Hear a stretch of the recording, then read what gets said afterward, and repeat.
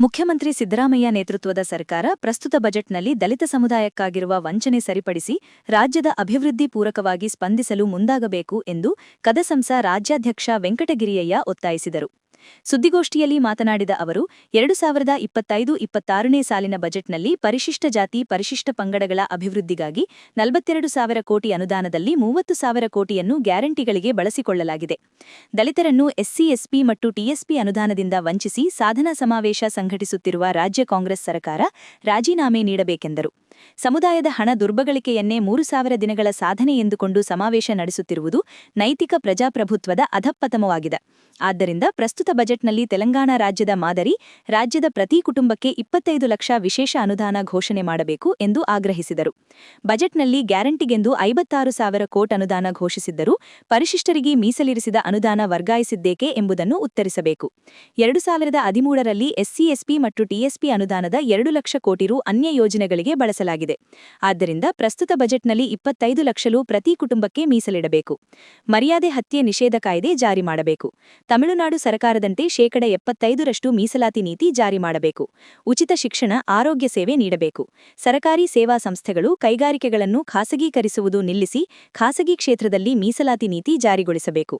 ಕೃಷಿ ಉತ್ಪನ್ನಗಳಿಗೆ ವೈಜ್ಞಾನಿಕ ಬೆಂಬಲ ಬೆಲೆ ಘೋಷಿಸಬೇಕು. ರೈತರ ಸಾಲ ಮನ್ನಾ ಮಾಡಬೇಕು. ಕೃಷಿ ಕೂಲಿ ಕಾರ್ಮಿಕ ಮಹಿಳೆಯರಿಗೂ ಕೂಲಿ ಸಹಿತ ಋತುಚಕ್ರ ರಜೆ ಘೋಷಿಸಬೇಕೆಂದು ಒತ್ತಾಯಿಸಿದರು. ಇಲ್ಲವಾದಲ್ಲಿ ಮಂಡ್ಯ ಜಿಲ್ಲಾ ಉಸ್ತುವಾರಿ ಕಚೇರಿಗೆ ಮುತ್ತಿಗೆ ಹಾಕುವುದಾಗಿ ಎಚ್ಚರಿಸಿದರು.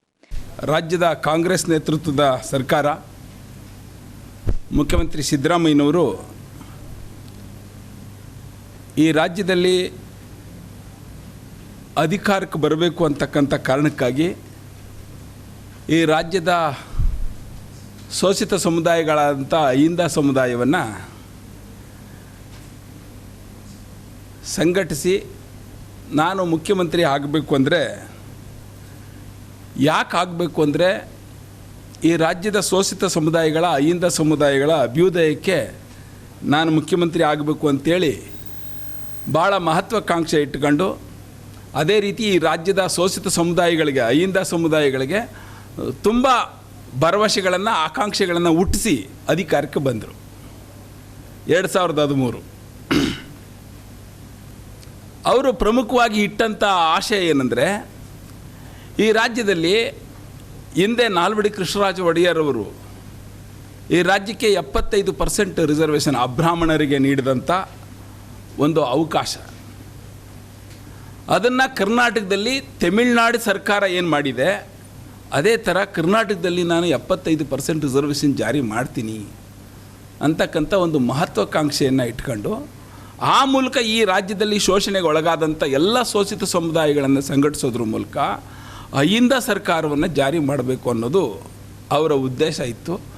ಆ ಕಾರಣಕ್ಕಾಗಿ ಈ ರಾಜ್ಯದ ಶೋಷಿತ ಸಮುದಾಯಗಳು ನಮಗೊಂದು ಬೆಳಕಾಗ್ತಾರೆ, ನಮಗೊಂದು ನೆರವಾಗ್ತಾರೆ, ನಮ್ಮ ಅತ್ಯಂತ ಗಂಭೀರವಾದ ಸಮಸ್ಯೆಗಳನ್ನು ಬಗೆಹರಿಸುವ ನಿಟ್ಟಿನಲ್ಲಿ ಕೆಲಸ ಮಾಡ್ತಾರೆ ಅನ್ನೋ ಕಾರಣಕ್ಕಾಗಿ ಸಿದ್ದರಾಮಯ್ಯನವರಿಗೆ ಅಧಿಕಾರ ಕೊಟ್ಟರು.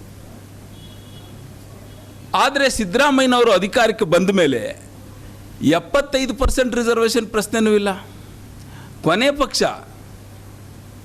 ಸಮೀಕ್ಷೆ ಮಾಡಿದರು, ಜಾತಿ ಜನಗಣತಿ ಮಾಡಿದರು. ಆ ಸಮೀಕ್ಷೆಯ ವರದಿಯನ್ನು ಅತ್ಯಂತ ನಿಗದಿತ ಕಾಲಘಟ್ಟದಲ್ಲಿ ಬಿಡುಗಡೆ ಮಾಡೋದ್ರಲ್ಲೂ ಕೂಡ ವಿಫಲರಾದರು. ಹೈಕಮಾಂಡ್ ಅಂತೂ ನೀವು ಬಿಡುಗಡೆನೇ ಮಾಡಬೇಡಿ ಅಂತೇಳಿ ಕಾಂಗ್ರೆಸ್ ಏನು ಅಹಿಂದ ಜನವರ್ಗಗಳ ಬಗ್ಗೆ ಶೋಷಿತ ಜನಗಳ ಬಗ್ಗೆ ಭಾಳ ಅಪ್ಯಾಯಮಾನವಾದ ಪ್ರೀತಿ ಇದೆ ಅಂತ ಹೇಳ್ತಕ್ಕಂಥ ಹೈಕಮಾಂಡ್ ಕಾಂಗ್ರೆಸ್ ಈ ವರದಿಯನ್ನೇ ಬಿಡುಗಡೆ ಮಾಡಬೇಡಿ ಅಂತ ಹೇಳದಂಥ ಒಂದು ದೊಡ್ಡ ಆಘಾತವನ್ನು ಈ ರಾಜ್ಯದ ಶೋಷಿತ ಸಮುದಾಯಗಳಿಗೆ ತಂದೊಡ್ಡಿದ್ರು. ಈಗ ಮತ್ತೆ ಸಮೀಕ್ಷೆ ಮಾಡಿದರು,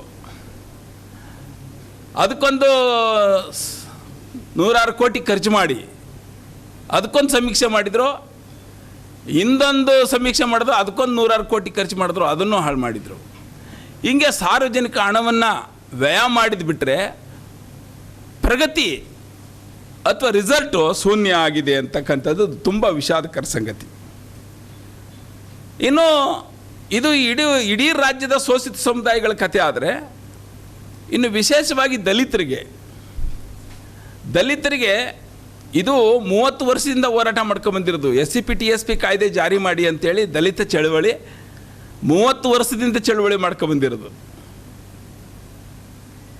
ಮುಖ್ಯಮಂತ್ರಿ ಸಿದ್ದರಾಮಯ್ಯನವರು 2013ರಲ್ಲಿ ಕೊಟ್ಟ ಮಾತ ಈಡೇರಿಸ್ತೀನಿ, ನೆರವೇರಿಸ್ತೀನಿ, ನುಡಿದಂತೆ ನಡ್ಕತ್ತೀನಿ ಅಂತ ಹೇಳ್ಬಿಟ್ಟು SCPTSP ಕಾಯ್ದೆ 2013ರಲ್ಲಿ ಜಾರಿ ಮಾಡಿದರು. ಆದರೆ ಆ ಒಳಗೊಂದು ಷಡ್ಯಂತ್ರ ಏನು ಮಾಡಿದರು, ಕಾಯ್ದೆ ಉದ್ದೇಶ 25% ರಿಸರ್ವೇಷನ್ ಕೊಡೋದು ಅಭಿವೃದ್ಧಿ ಅನುದಾನದಲ್ಲಿ. ಆದರೆ 7D 7Cನಲ್ಲಿ ಮೀಸಲಿಟ್ಟ ಹಣನ ವಾಪಸ್ ತಗೋಬೋದು ಅಂತ ಸೇರಿಸ್ಕೊಂಡು